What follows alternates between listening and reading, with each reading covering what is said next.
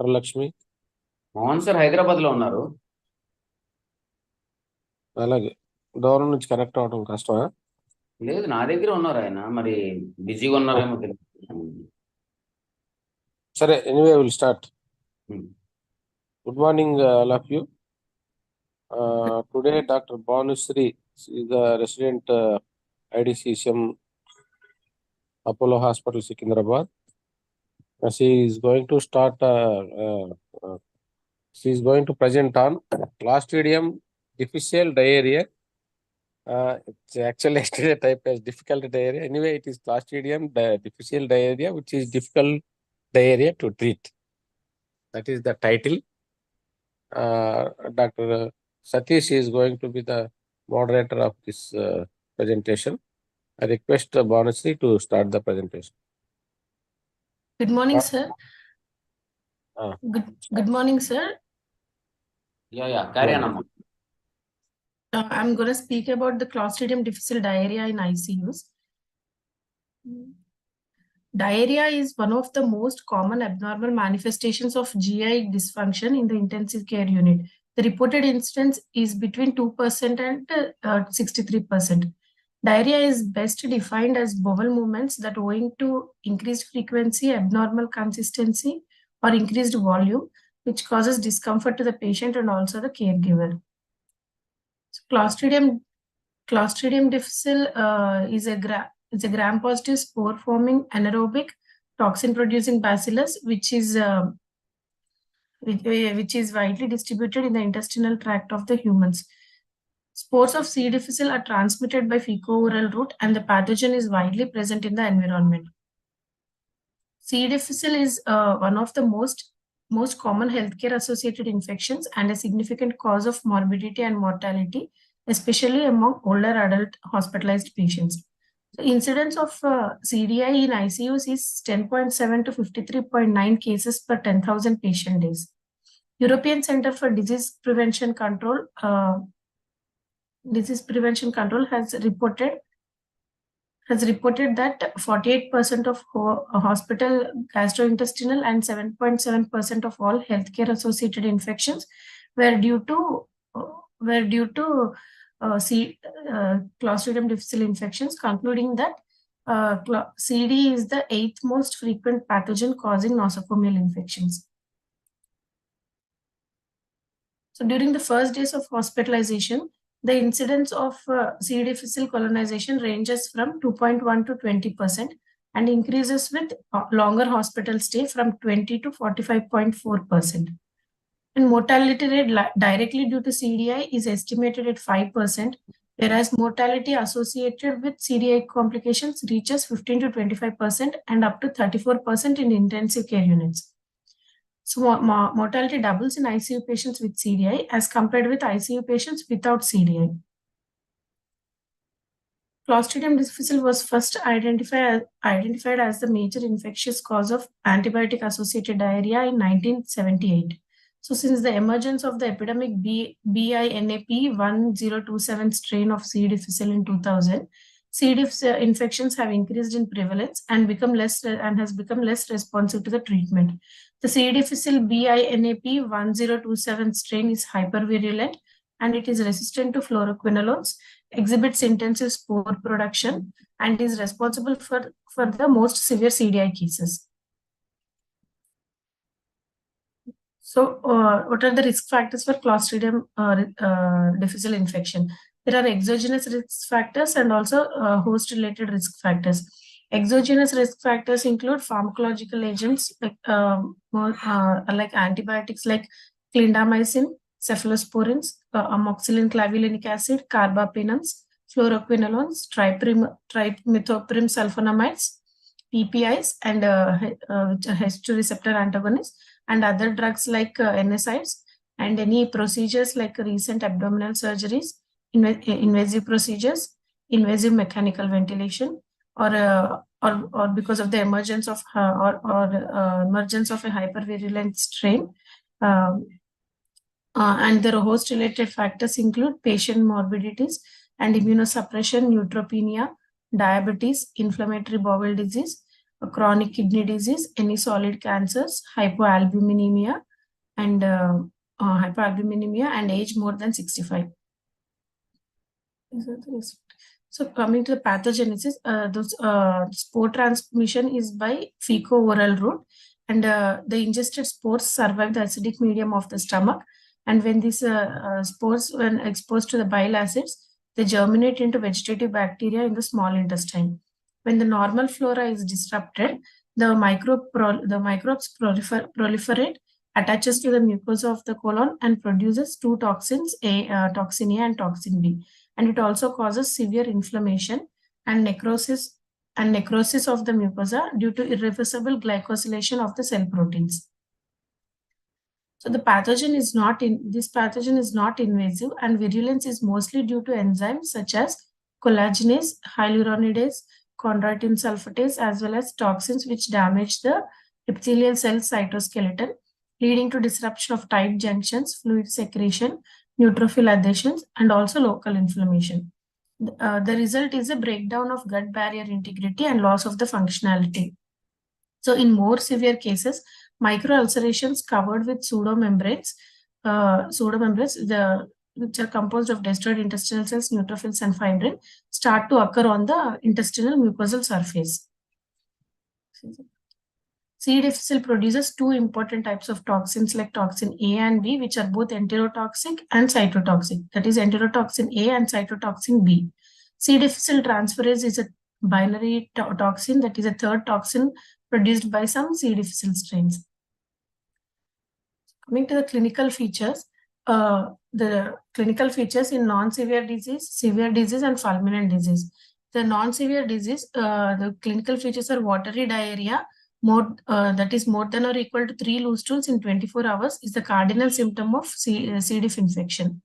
And it is also associated with lower abdominal pain, cramping pain, and low-grade fever, nausea, anorexia, and TLC count less than 15,000 cells per ml, or serum creatinine less than 1.5. In severe disease, the clinical features include diarrhea, that is more than or equal to 3 loose stools in 24 hours, and also with diffuse abdominal pain, distension, fever, hypovolemia, lactic acidosis or hypoalbuminemia, and TLC counts more than 15,000, and serum creatinine more than or equal to 1.5. In fulminant disease, the clinical features are associated with hypotension or shock, ileus, and megacolon. So diagnosis. The diagnosis of CDI requires the following criteria. That is the presence of diarrhea defined as 3 unformed stools more than or equal to 3 unformed stools in 24 hours, or any radiographic evidence of ileus or toxic megacolon, and a positive stool test result for toxigenic C. difficile or its toxins, or colonoscopic or histopathological findings demonstrating pseudomembranous colitis. Either this or this are required for the diagnosis of the C. diff infection. So only loose stool samples from the patient, patient only loose stool samples from the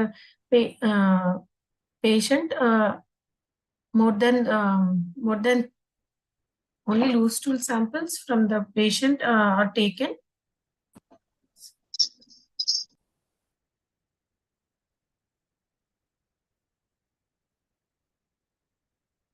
Sir? Hello.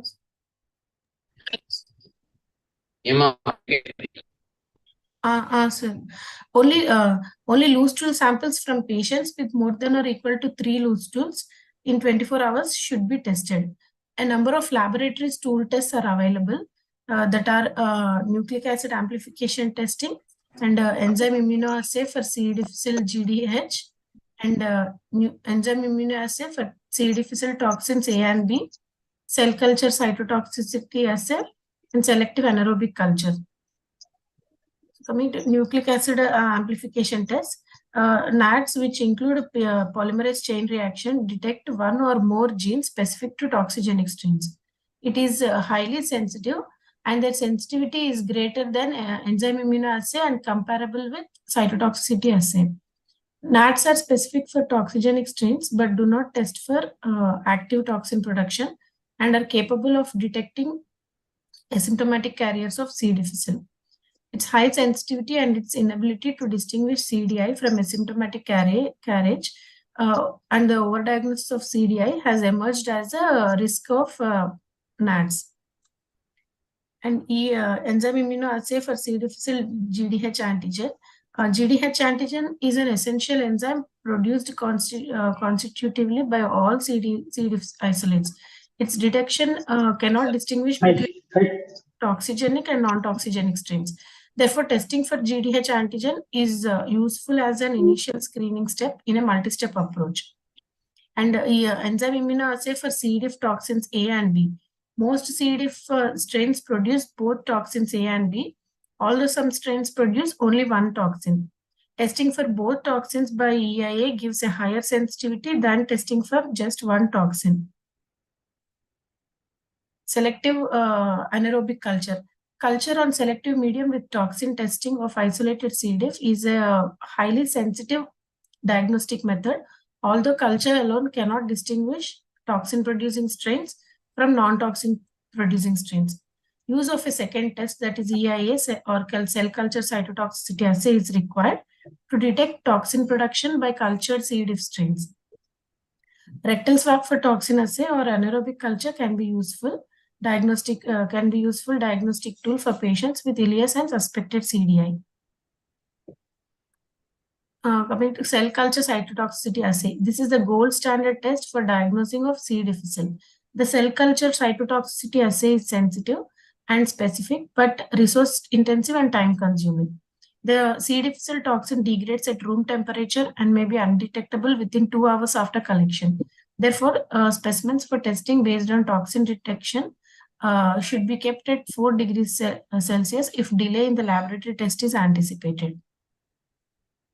So this is the flowchart showing table showing decreasing order of the sensitivity of the of all the tests. That is, toxigenic culture has high sensitivity and it detects the Clostridium difficile vegetative cells or spores. And then comes the nucleic acid amplification test with second high sensitivity, which detects C. diff nucleic acid toxin genes. And then comes immunoassay GDH with high sensitivity, and it detects C. diff common antigen. Cell culture toxicity neutralization assay also has high sensitivity, which detects free toxins. And toxin A and B immunoassays, enzyme immunoassays, have low sensitivity which detects the free toxins. So the laboratory approach to diagnosis of C. difficile infection consists of NAT, either alone or as a part of a multi-step algorithm. So the laboratory approach to diagnosis of Clostridium difficile. So when the patient, when there is a suspicion of C. diff infection in a patient, then the criteria should be acute onset clinically significant diarrhea 10 or equal to 3 loose stools over 24 hours, and the risk factors include recent hospitalization and advanced age and certain predisposition. With this criteria, the patient's stool sample should be sent for GDH antigen test and also toxin A and B enzyme immunoassay. So GDH enzyme immunoassay for GDH has a high negative predictive value. So it is used as a screening, mostly it is used as a screening test. So when the GDH test is positive and toxin is also positive, the testing is consistent with C. diff infection. But when the enzyme immunoassay with GDH is positive and toxin is negative, and also when the GDH is negative and toxin is positive, it could be an indeterminate resultant. Then again we have to perform a nucleic acid amplification test. And if the nucleic acid amplification test is positive, then the test is consistent with C. diff infection. And if the NAT is negative, that testing not consistent with C. diff infection.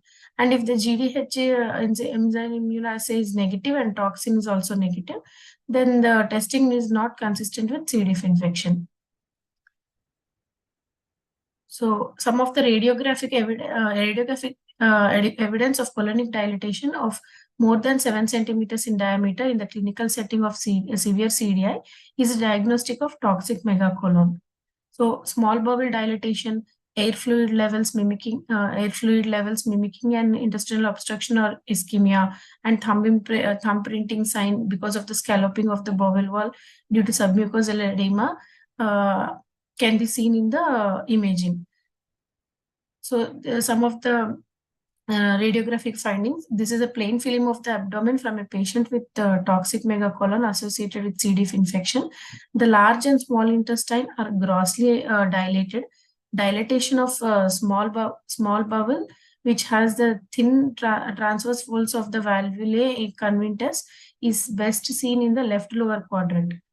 And large bowel dilatation occupies most of the right lower quadrant and has characteristic thick haustral markings that do not extend across the entire lumen. So this is the plain film of the abdomen, which demonstrates marked thickening of the wall of the ascending colon, producing a thumb printing pattern. And this is a CT scan showing hyperenhancement of the bowel wall, diffuse mural thickening with submucosal edema and also ascites. These are the endoscopic findings of a C. diff-induced pseudomembranous colitis. This shows scattered pseudomembranes are visible on the top of the mucosa, being separated by areas of relatively normal mucosa. And some of the lesions have a red halo. And this is the yellow pseudomembrane circumferentially covering the entire colonic mucosa. So with this radiographic findings and the radiographic finding laboratory approach, we can detect C. difficile infection. So after that, recommendations for the treatment of C. difficile infection. In the initial episode for non-severe infections, vancomycin 125 mg is given 4 times daily for 10 days. And also fidaxomicin 200 mg is given twice daily for 10 days. If these two are not available, then the alternative agent would be metronidazole 500 mg 3 times per day by mouth for 10 days. And in the initial episode, severe diseases, vancomycin 125 mg, 4 times per day oral for 10 days, or fidaxomicin 200 mg is given BD for 10 days. In the initial episode, fulminant disease, vancomycin 500 mg 4 times per day orally or by nasogastric tube can be given. If ileus is present, we should consider rectal instillation of vancomycin. IV metronidazole 500 mg every 8th hourly should be administered together with oral or rectal vancomycin if ileus is present. And in the first recurrence, vancomycin 125 mg is given 4 times per day for 10 days if metronidazole was used for the initial episode. Use of prolonged tapered and pulsed vancomycin regimen if a standard regimen was used for the initial episode. That is like 125 mg 4 times a day for 10 to 14 days or 2 times a day for a week, then OD for a week, and then every 2 to 3 days, and for every 2 to 3 days for 2 to 8 weeks. And also fidaxomicin 200 mg is given BD for 10 days if vancomycin was used for the initial episode. If the disease is for second or subsequent recurrence, vancomycin is used in a tapered or pulsed regimen, or vancomycin 125 mg 4 times a day for 10 days, followed by rifaximin 400 mg 3 times a day for 20 days, or fidaxomicin 200 mg given BD for 10 days. Or the patient can be considered for fecal microbiota transplantation if he has a recurrent infections. So, fecal microbiota transplantation. This restores the gut microbiota diversity. It is by installation of processed stool bacteria collected from a healthy donor into the intestinal tract of a patient with Clostridium difficile infection. And who are the candidates for FMT? The patients who have received appropriate antibiotic treatment for at least 3 CDI episodes, that is the initial episode plus two recurrences, who subsequently present with a fourth or further episodes. Those patients are eligible for the fecal microbiota transplantation. And the delivery routes of FMT are through oral capsules. Administration of FMT via colonoscopy allows delivery of donor stool to the cecum and distal small bowel. The delivery by retention enema allows donor stool up to the splenic flexure. And nasojejunal and nasoduodenal tube allows delivery of the donor stool to the small bowel and then throughout the colon. So, several meta-analysis of RCTs, FMT is highly effective therapy for recurrent CDI. In randomized and non-randomized clinical studies, FMT has achieved high, that is 70 to 100% cure rates of severe and complicated CDI. By restoring the healthy gut microbiota, FMT could promote the decrease of antibiotic resistance gene expression in the gut resistosome of the patient. Metronidazole versus vancomycin. Treatment of CDI with either metronidazole or vancomycin is associated with recurrence in 20 to 30% of patients, which then provide a 50 to 60% likelihood of further recurrence. So, advantage of oral vancomycin over metronidazole is that it achieves high concentrations in the stool above the MIC required for its action. That is, MIC for C. difficile is 1 to 2 mg per liter. It is not absorbed systemically and achieves predictably high levels in the colon throughout the entire course of administration, while oral metronidazole levels in stool are low and decrease to undetectable levels as colonic inflammation resolves. So, a 2017 Cochrane meta-analysis consisting of patients with the non-severe disease provided moderate quality evidence suggesting that vancomycin is superior to oral metronidazole in all cases. Fidaxomicin. This is a non-absorbable, narrow-spectrum microcyclic antibacterial that has a minimal systemic absorption. It has higher in vitro activity against C. difficile than vancomycin, with a more prolonged post-antibiotic effect and reduces sporulation and toxin production while demonstrating greater preservation of the intestinal microbiota than vancomycin. The two prospective randomized controlled trials demonstrated narrow non-inferiority of fidaxomicin versus vancomycin for clinical cure of CDI and a significant lower recurrence rate. What are the other therapies?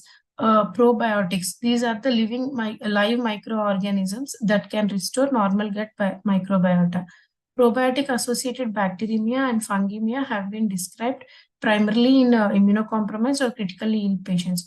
So, the role of probiotics in CDI treatment is poorly defined, although evidence suggests that they may prevent initial episodes as well as the recurrence. And next are the toxin binders. Tolivamir is an anionic polymer that binds to C. difficile toxin A and B. Recent data showed that tolivamir is inferior to vancomycin and metronidazole for CDI. Polymers can bind to other agents such as vancomycin and should not be administered concomitantly with the standard therapy. Beslotozumab. It is a humanized monoclonal antibody that binds to C. difficile toxin B and received US Food and Drug Administration approval in 2016. It is given as a one-time infusion as 10 mg per kg dose during administration of a standard treatment regimen.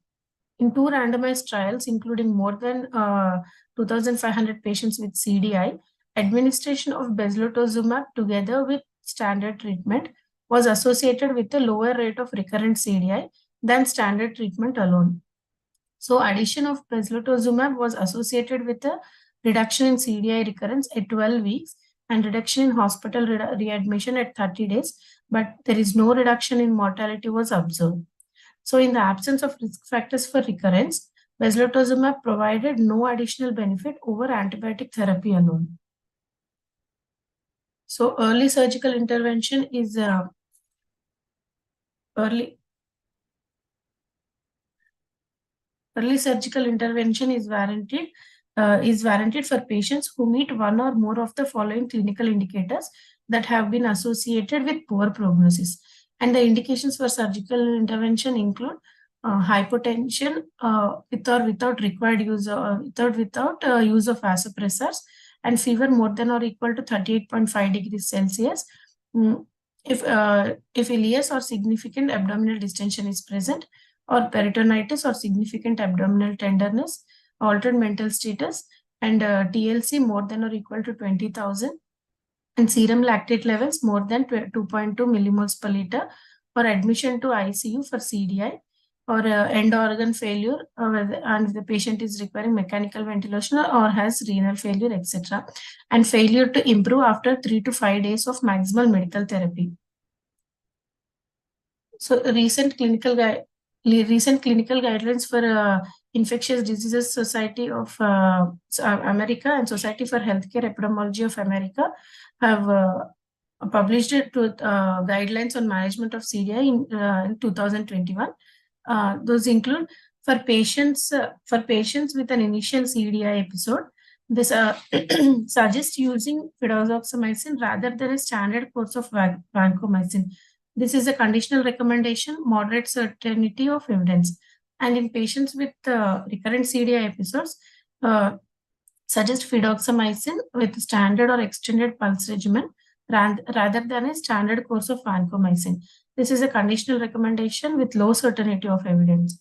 And for patients with a recurrent CDI episode within the last 6 months, suggest using bezlotasumab as a co-intervention along with standard of care antibiotics than standard of care antibiotics alone. This is a conditional recommendation with very low certainty of evidence. Coming to the infection control, the primary prevention would be by minimizing the antibiotic use and avoiding gastric acid suppression, and the use of barrier precautions like using gloves and gowns and isolation of the infected patients. And sodium hypochlorite based disinfectants should be used, and hand hygiene with soap and water should be implemented. So contact precautions should be have cleanse hands on entry, and wear gown on entry, and wear the gloves on entry, and cleanse hands with soap and water on exit, and clean the equipment, leaving room with bleach wipes. And family visitors are also asked to wear the gloves and gown when participating in patient care activities. Thank you, sir. Thank you, Bhanushree, for nice presentation. I request Dr. Satish to take over. Satish. Yeah, I think there are yeah, thank you, Anna. Thank you, Banu. Well presented.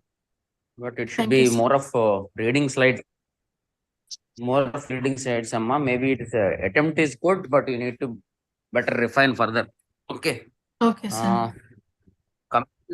CDF wise, any questions from the audience? Any clarity or suggestions, seniors? Nice presentation, Bhanushree. Thank you, sir. I request all the students also to put your references also. Please share your slides and also your reference articles in our Motan group. Have you seen the positive CD difficile infections in your ICU? Yes, sir. Okay. Positive. Which one? Which toxin positive or confirmed cases? Though? We have seen GDH positive, sir. GDH positive. Okay. How is this smell like a stool? Smell change leda. And people used it because in means in Vizag, I don't know. We haven't seen CDF cases. People used to tell it is very smelly. Entire ICU will be like a mess. I don't know. What is Suresh, Satish, your Sir, experience? actually, the worst possible smell that you come across that when the patient is passing melena with a GA bleed. Okay. That is the worst thing what we observed. But CDF, we never had any differentiation between the other things. Clinically, it is a patient suspicion of CDF and followed by PR examination, membranes, and plus or minus C. diff toxin. That's how practically we can go with. Okay. A nice presentation, recently, doctor. yeah. Nice presentation. So, actually, we have seen a few patients of CDF and resistant cases also we have seen. It will not be easy to treat the resistant cases. One. And do we have pyridoxamycin available? Hello? In Hyderabad, not sir, but I have seen pyridoxamycin using in Chennai Apollo. They are getting in a different phase. I don't know how they are procuring it. When I visited the Chennai Apollo last January for an observation this thing, they are using pyridoxamycin. Okay. Rifaximin use చేస్తే production అని చెప్పారు కాదు కదా లేదు that is, there was a grand rounds happening with VRS and that and visited. So VRS was talking about this. Previously, January, recent January. class, we had a discussion about this production also. Yona? Jekina.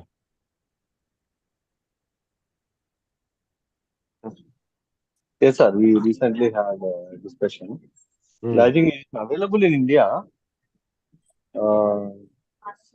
It is definitely available in India. What is the advantage of reduction over other drugs? Vanu? Hello? Vanushree? Yes, sir. What is the advantage of reduction over other drugs like vancomycin? Because they have their own complications, no?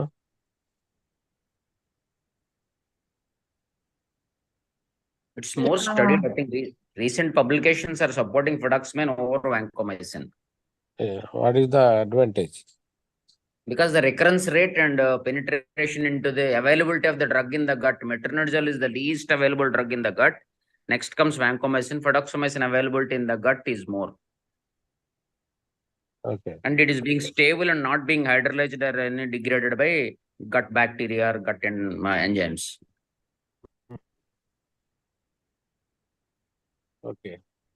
Manu, you can show that slide, pyridoxamine. That is regular గా వాడుతున్నారా మీరు Satish? No, sir. No, sorry. No, we are not using. Good morning, sir. Any experience of fecal transplantation? No, it's only theoretically. We don't have any experience. The last choice is surgery అన్నారు కదా. అమ్మా అంటే surgery అంటే ఏం చేయాలి? Surgery colectomy colectomy, yeah, toxic megacolon and the patient going into shock. So emergency surgery of total colectomy. Yes. And with urostomy or thecostomy? Yeah. Is the surgery. Okay. Patient in shock and life-threatening infection is there. Unable to treat medically. This fecal, I think its success rate is very high and more than 90%. Maybe other countries are using. They are patented with capsules. Now they have fecal bank is there. It's a very not a congenial thing to discuss, but thing is they are developing a fecal bank now in West in American countries. Very and high. They are coming up with a capsule. They are coming up with a capsule. Fecal microbiota capsules are there. They are using that. Yeah. Not in India, no? No. FDA approval is given already for that fecal few. Success rate is very high, more than 90%.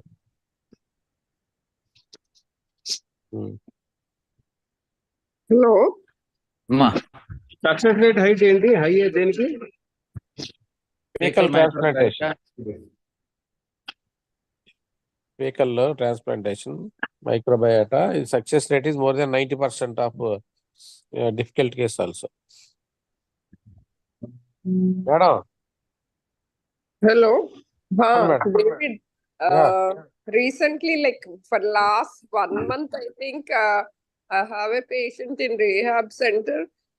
Like last month, I used to complain frequent diarrhea and all that. That time I've sent for C. diff and the toxins came negative and we treated with IV metronidazole and like Velgut, Sporlac, all these things and Ridotril. So it subsided for a short time, like for a week or so, he was fine after treating for a week. Then again, he started like last maybe 3 weeks, he's been having diarrhea, watery diarrhea. So he started having like a soft diet. So we thought more, maybe prolonged like a liquid diet and all that. So we excluded few items like milk and they said ragi malt, maybe he was not absorbing. So we were trying a trial and error method. It didn't, because it was negative toxin, we didn't do for 2 weeks again. Then now recently, like 4-5 days back, we sent again. Usually they say if it is C. diff diarrhea, it looks a greenish color. But this one is like proper yellow, but watery. So still we sent for culture and toxins, and it came like toxins B positive, A negative, B positive, and GDH positive. So we are treating like C. diff now. Now the patient is on, because it's so many times diarrhea, not just 2-3 times or 4-5 times. It's like maybe every 2 hours, you can say.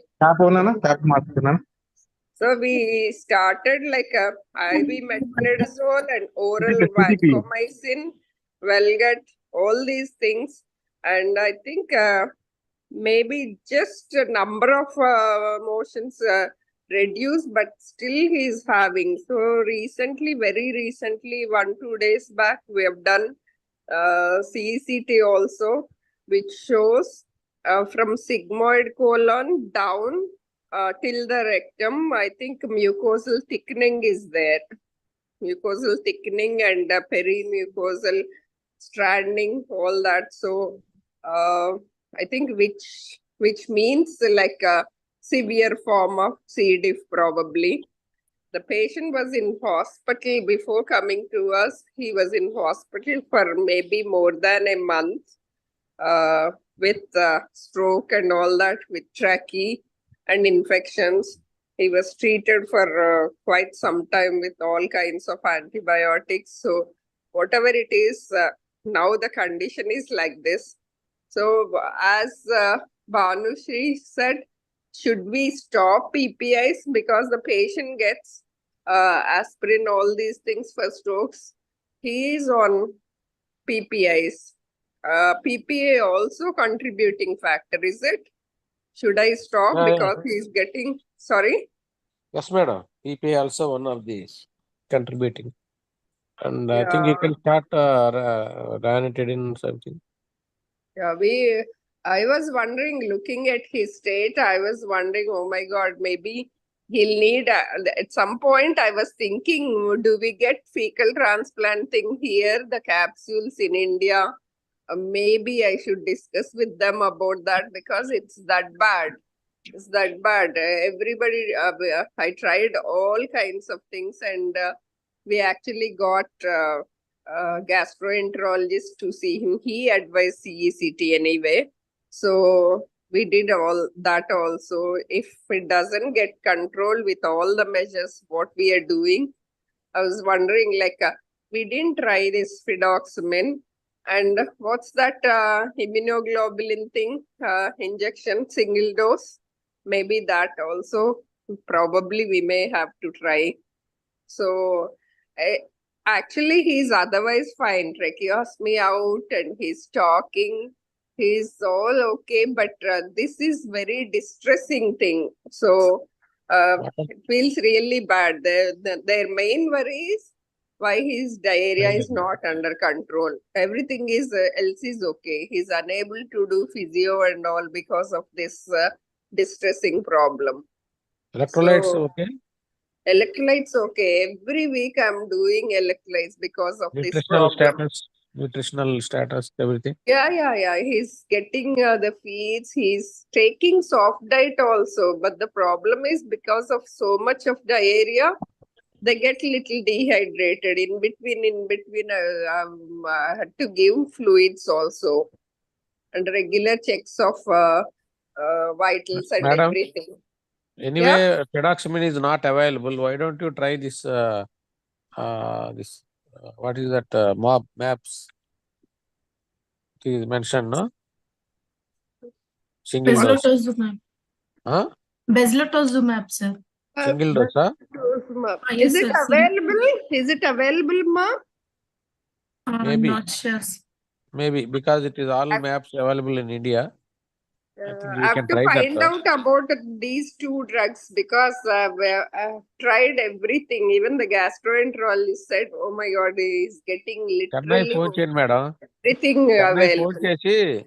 Huh? Ask Mohan sir to call Ramesh Venkatraman and send by post. Hmm. No? Yeah, I have to find out. I'm trying, but just like I was away for 2-3 days, but now they say it's getting little under control, not as bad, but still I నాకు have to తెలియదు see. కనుక్కుంటాను అదే but sir issue ఒకవేళ ఉంటే కనీసం main ఎక్కడ గా దొరుకుతుందో sir అది చెప్తే ప్రాబ్లం లేదు నేను మెయిన్ అంటే madam is the staff knows about barrier nursing that's more worried about Yeah, we kept one boy there itself just for him. And nurses, every floor they are separate and they have gloves and everything there itself. So isolated నా they are all in each room separate. So it's not like ward. So it's not like ICU. So in each room only. So he's isolated and housekeeping separate.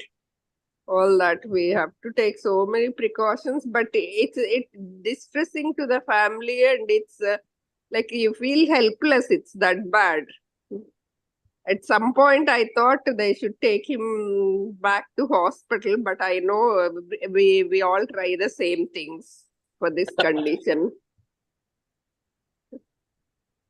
So anyway, like what I'm saying is, we say just try this drug, but still it can be so chronic and so distressing. But at least the CECT didn't show like a toxic megacolon, like it didn't show. It showed the mucosal thickening as she mentioned. So that's there. Madam, can you put that CECT in the group because it is very important slide of the in exam also. In practicals they asked me showing this CECT abdomen of showing this mucosal thickening and not only thickening and there was a air gas shadows beyond the Gas shadows unte mucosa like gangrenous laga. That's a toxic megacolon. Toxic megacolon. అదే ఇది plus అది రెండు చూయించి they asked me and how to treat and what are the causes. So you put that CT also. పెడతాను group లో, but at least this patients it didn't show gas shadows or gas collections. అలా ఉందంటే మాత్రం నిజంగా సర్జరీకి వెళ్ళిపోవాల్సి వస్తుంది. There is no alternate. Madam x-ray చూడడానికి అది లేదేమో కదా, ఒకసారి వీడియో పెడితే బాగుంటుందేమో సిటీ స్కాన్. సార్ పెడతాను సార్, వెళ్ళినప్పుడు ఈవినింగ్ తీసుకొని పెడతాను. అండ్ వీడియోది అది విఎంసి లో చేయించాము, విఎంసి వాళ్ళని అడిగి తీసుకొని పెడతాను. ఫిల్మ్ పెట్టండి ఏముంది ముందు. అదే madam this monoclonal antibody is available, madam. Hospital purchase చేయొచ్చు. ఇండియా మార్ట్లో 2,10,000 per bottle, మేడం. అదే అంటే జిన్ఫావా బ్రాండ్ నేమ్. అంటే for this kind of thing వాళ్ళతో ఇంకా ప్రాపర్ గా ఫ్యామిలీ అంతా కూర్చోబెట్టి కౌన్సిల్ చేసి చెయ్యాలి. ఎందుకంటే వాళ్ళు హాస్పిటల్లోనే స్ట్రోక్ బోల్డ్ ఖర్చు పెట్టుకున్నాము వచ్చాము అని ఇక్కడ ఉండి రీహాబ్ వచ్చేసి spending so much on one drug, like it needs proper counselling కదా, అది ఇవ్వాలి అంటే. ముందు పిడాక్సిమిన్ ట్రై చేయండి మేడం. అదే అది ట్రై చేస్తాను. చేసి if nothing works I have to talk to them. And even gastroenterologist వచ్చి కూడా లిటరల్లీ అన్ని వెళ్తున్నాయమ్మా అనేసి హీ అడ్వైస్ ఈసీటీ. అది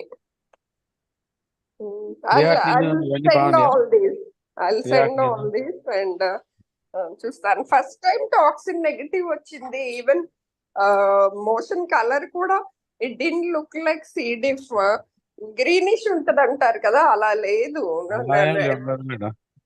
Recently we also had one case positive, but not that severe, and the patient control within 1 week, 10 days, and isolated barrier nursing care, everything taken, and patient shifted to isolation ward also. From there discharged, not that severe. And so that is anyway, this your case is severe and refractory. I think you need rifaximin, the piroxamine, or this monoclonal. Yeah, we'll try. Thank you, Bhanushree. Thank you, ma'am. Okay. Any further questions? David, madam gar case lo, because patient is not responding, why the patient is not like if it is CDF? Madam gar case lo, if the patient is not improving and persistent diarrhea, why the patient has not gone to the complication like a toxic megacolon? If it is considered to be a CDF, it won't stay like that. Maybe అంటే not that brilliant అయిండొచ్చు కదా, because ఇప్పుడు what Bhanushree mentioned refractory and chronic C diff అయిండొచ్చు కదా, without going into very very virulent toxic megacolon and shock. Maybe not going into that stage, and patient is gone into low virulent chronic refractory C. diff infection. Satish గారు, అదే అందుకే సిఈసిటీ చేసినప్పుడు it didn't show any like air field collections అలాంటి toxic మెగాకోలన్ science లేవు. ఉంటే వాళ్ళు mention చేసేవాళ్ళు కదా, but they did say about the mucosal thickening. Is there any possibility, are we missing some other reason for diarrhea? That is my doubt. అంటే ఇందులో toxin కూడా toxin B and GDH positive వచ్చింది కదా. Okay, వచ్చింది కదా, positive వస్తే ఇంకా take it granted అంతే. What is the sensitivity specificity madam of this result? వాళ్ళు ఇచ్చిన రిపోర్ట్ లో A+B ఉంటే డెఫినెట్ పాజిటివ్, ఆర్ A+GDH ఉంటే పాజిటివ్ అలాగే ఇచ్చారు. కానీ నాకు వచ్చిందేమో B+GDH. దానికి ఐ థింక్ ఈక్వివోకల్ అంటారో లేకపోతే ఇండిటర్మైన్ అంటారో అలాంటిది అయి ఉండొచ్చు. I don't know, but clear cut గా B+GDH కి ఇవ్వలేదు వాళ్ళు ఇచ్చిన రిపోర్ట్. దాంట్లో కింద అన్ని ఇస్తారు కదా ఏదేదైతే టేక్ ఇట్ పాజిటివ్ అని, so అలాగుంది. The diagnostic is a tissue culture, what she mentioned, biopsy. I think you can do colonoscopy and do biopsy and confirm before you give this monoclonal if you want. ప్రస్తుతం ఏంటంటే combination of IV metronidazole and vancomycin are going, oral vanco. So చూద్దాము, 1 week కూడా అవ్వలేదు కదా. So continue if it really controls, that's fine. Otherwise I'll send them for colonoscopy and biopsy. అప్పుడు కానీ వాళ్ళు further higher treatment కి costly treatment కి ఒప్పుకోకపోవచ్చు కదా, అది మనకు చూపించాలి కదా అట్లీస్ట్. అదే show the evidence and tell the options. They will take the ones. Okay. Thank you for nice presentation and నాకు useful thing for my patient. Thank you. Okay, madam. Thank you. Any questions? Thank you. Sir, David garu. Thank you, Banusri and sir. Satish. Thank you, Banu. చెప్పండి sir. Thank you, sir. Sir అది మోహన్ రావు గారు అడిగారు కదా, foul smelling IC మొత్తం వచ్చేస్తుంది అన్నారు కదా. అన్నారు. నేను కూడా చూసి లేదు మా దగ్గర కేసు కూడా అంతేం లేదు సార్. అసలు మాకు ఇది సిడి పాజిటివ్ వచ్చేంత వరకు కూడా మేము పెద్దగా think of that much severe. మరి సతీష్ చెప్పినట్టు this bloody stools with cheesy ఇది ఉంటది కదా, stool mixed, that gives a horrible smell. 39, you are 75, 70. Cancel the participant immediately. Thank you. Mohan Rao wants to speak something. Sir, David garu. చెప్పండి sir. With permission of you and Mohan Maharaj sir, actually, can you allot next 3 Morton critical care top means sessions to Medicover Hospital? Because actually I wanted to continuous 3 sessions. Continuous, because my students are actually enjoying to tell the class. Yes sir, yes sir. Next class is cerebral cortical venous sinus thrombosis by Dr. T. Somya. మిగతా students tension feel అవుతారేమో, వాళ్ళు చెప్తే మేము కూడా చెప్పాల్సి వస్తుంది అలాగని. ఎవరు sir? మిగతా హాస్పిటల్ స్టూడెంట్స్ వాళ్ళు కూడా చెప్తే మమ్మల్ని కూడా చెప్పమంటారేమో కంటిన్యూస్ అంటే సింపుల్ గా సార్ అటెండ్ అయితే చాలు, చెప్పవసరం లేదు. మా స్టూడెంట్స్ అటెండ్ అవ్వలేదు అందుకనే. ఓకే చెప్పమానండి, దాని ఉంది. మోహన్ మారద్ గారు పర్లేదా? Hello sir, Mohan sir. Thank you, Mohan Rao. Okay, David sir. Okay sir. I will share the topics and names of the speakers also. What about the next rotation batch? They feel happy? మీరు నా గురించే జోకులు వేసుకుంటున్నారు. నీ గురించి కాదు, అసలు నీదని కూడా తెలియదు శ్రీకాంత్. లేదు సార్, అంటే actually I'm ready sir, but if No, Srikanth. After Srikanth, we will do that. Otherwise, no, sir. And if you Srikanth is see, we are consultants taking spending so much of time to deliver the lecture, but then students should also show interest kada. Actual ga students ఎక్కువ actual ga na mana see what we have observed recently, we conducted practicals to all the students. Yes. So yes, it give the good result, and for this also actually students has to present every week in different hospitals. Students take that lead and they have to present. Then they read regularly and it helps in the exams also. Yes. కదా అందుకని మీరు encourage all the students maximum for their turn, ask the students only to present. Unless otherwise there is a very important case discussion. Yes, sir. That is better. Srikanth, if you are, you want to present next week, you present later. Okay. Let them do the 3 sessions, sir. After that, I will take. No problem. Okay, na? Okay, sir. నాది assessing micro circulation sir, అది అయిందో చెప్తాను. ఏదన్నా okay. Sir, thank you Bhanushree and Satish for nice presentation and nice discussion. అది ఎప్పుడు tough Srikanth, assessing micro circulation really tough. కొంచెం more of physiology topic sir, చూడాలి how it goes. అది ఒక పేపర్ మీద రాదు. Okay, thank you Bhanushree. Can you share that PPT in our group, Morton group? Okay sir, thank you sir. Thank you Banusri and Satish. Thank you moderator Satish. Thank you Banusri and Satish sir. Thank you madam.